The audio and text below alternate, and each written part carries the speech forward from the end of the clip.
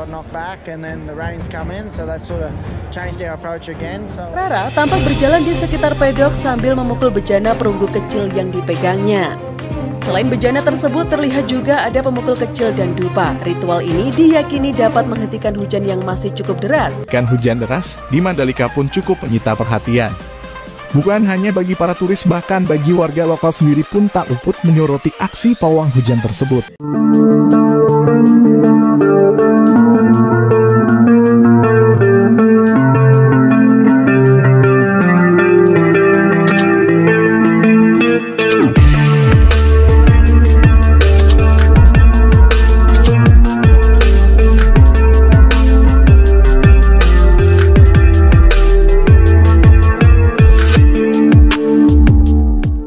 Salam sahabat terkasih, hari-hari ini yang sedang viral adalah pawang hujan.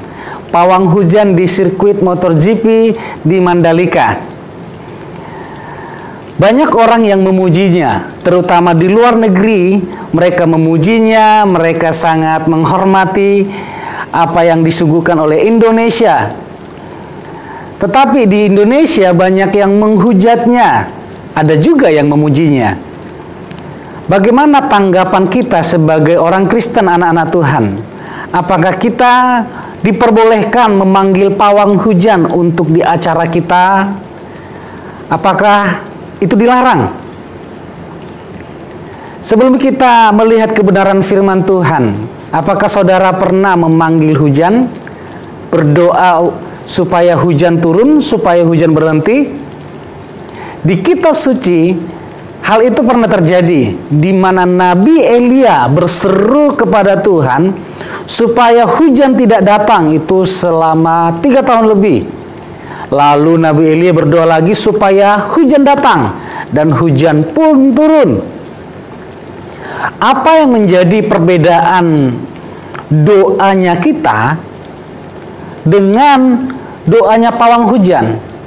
Kan sama-sama memanggil hujan, sama-sama memohon hujan jangan turun. Yang menjadi perbedaannya adalah iman kita. Kalau orang Kristen berdoa supaya hujan turun, supaya hujan berhenti, itu disampaikan kepada Sang Pencipta, yaitu Yesus Kristus Tuhan. Kalau pawang hujan, kalau dia tidak percaya kepada Yesus, maka dia akan memanggil arwah atau roh yang lain. Bagaimana tanggapan firman Tuhan jika orang Kristen atau umat manusia memanggil arwah atau roh yang lain? Firman Tuhan berkata di Perjanjian Lama, kita akan lihat terlebih dahulu di Perjanjian Lama, baru di Perjanjian Baru. Perjanjian Lama Yesaya 8 ayat 19. Dan apabila orang berkata kepadamu, mintalah petunjuk kepada arwah dan roh-roh peramal yang berbisik-bisik dan komat kamit, maka jawablah, bukankah suatu bangsa patut meminta petunjuk kepada Elohim, kepada Tuhan? Atau haruskah mereka meminta petunjuk kepada orang-orang mati bagi orang-orang hidup? Itu adalah firman Tuhan yang mengharuskan kita meminta petunjuk, meminta pertolongan hanya kepada Tuhan. Di Imamat 19 ayat 31, janganlah kamu berpaling kepada arwah atau kepada roh-roh peramal. Janganlah kamu mencari mereka, dan dengan demikian menjadi najis karena mereka. Akulah Tuhan Elohimmu. Mempercayai paranormal artinya bersekutu dengan si iblis. Sementara si iblis adalah makhluk yang paling benci atau memusuhi Tuhan. Artinya kita meminta pertolongan, kita meminta bantuan kepada makhluk yang sangat dibenci Tuhan. Sedangkan di Efesus 6 ayat 11 sampai 12 dikatakan di sana supaya kita memakai seluruh perlengkapan senjata Elohim untuk kita melawan tipu muslihat iblis. Karena lawan kita bukanlah darah dan daging, tapi si jahat bersama pengikutnya, iblis bersama pengikutnya. Bahkan di kitab Galatia 5 ayat 22 dikatakan, penyembahan berhala, sihir, permusuhan, perbantahan, iri hati, amarah, persaingan, perselisihan, pengajaran sesat. Mereka yang melakukan hal-hal seperti itu tidak akan mewarisi kerajaan Elohim, kerajaan Tuhan. Jadi firman Tuhan berkata, kita berdoa, kita meminta hanya kepada Yesus Kristus Tuhan. Bahkan Yesus mendorong kita untuk terus memohon. Yesus memberi dorongan kepada kita. Carilah, maka engkau akan mendapatkannya. Mintalah, maka engkau akan diberikan. Ketuklah, maka pintu akan dibukakan bagimu. Yesus berkata, sebab akulah jalan kebenaran dan hidup. Tidak ada seorang pun yang datang kepada Bapa kalau tidak melalui aku. Jadi doa kita, permohonan kita, semuanya harus diarahkan kepada Tuhan Yesus. Memang ada kalanya waktu kita berdoa sudah sungguh-sungguh sesuatu tidak terjadi. Terjadi tidak terjadi bukan berarti Tuhan tidak memelihara hidup kita. Bukan berarti Tuhan tidak akan menjagai kita. Tetaplah percaya, tetaplah memohon. Seperti Nabi Elia, dia memohon supaya hujan turun. Tapi tanda-tanda untuk hujan turun tidak turun. Firman Tuhan berkata sampai 7 kali Elia berdoa. Wah, Nabi Elia, nabi yang sangat dikenal oleh bangsa Israel, oleh umat Tuhan. Ternyata sampai 1 kali, 2 kali, 3, 4, 5, 6, sepertinya doanya tidak didengar. Tapi dia tekun berdoa, menaruh imannya kepada Tuhan. Hujan pun turun, mujizat pun terjadi, pertolongan pun terjadi, kesembuhan pun terjadi atas hidup saudara, pemulihan pun terjadi atas hidup kita.